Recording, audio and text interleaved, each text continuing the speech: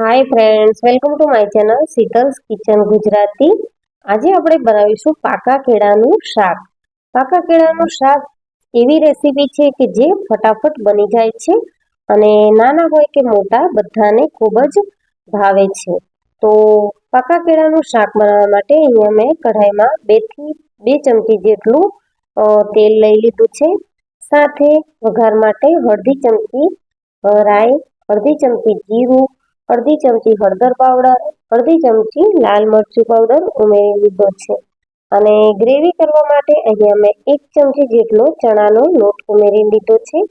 અને ચણાના લોટને આપણે સારી રીતે તેલમાં શેકી લઈશું. તો ચણાનો લોટ શેકાઈ ગયો છે, તો હવે કટ કરીને રાખેલું કેળું ઉમેરી દઈશું. સાથે ગ્રેવી કરવા માટે જરૂર મુજબ પાણી ઉમેરીશું.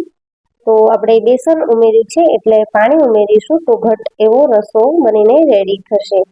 મસાલામાં આપણે અડધી ચમચી મીઠું અને અડધી ચમચી ધાણા જીરું પાવડર ઉમેરી દઈશું.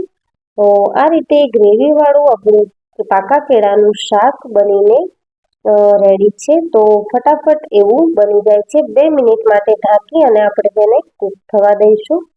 તો તૈયાર છે આપણું પાકા કેળાનું શાક. તો મિત્રો, આ રેસીપી તમે ટ્રાય કરજો અને મને કમેન્ટ સેક્શનમાં જણાવજો કે તમને આ રેસીપી કેવી લાગી.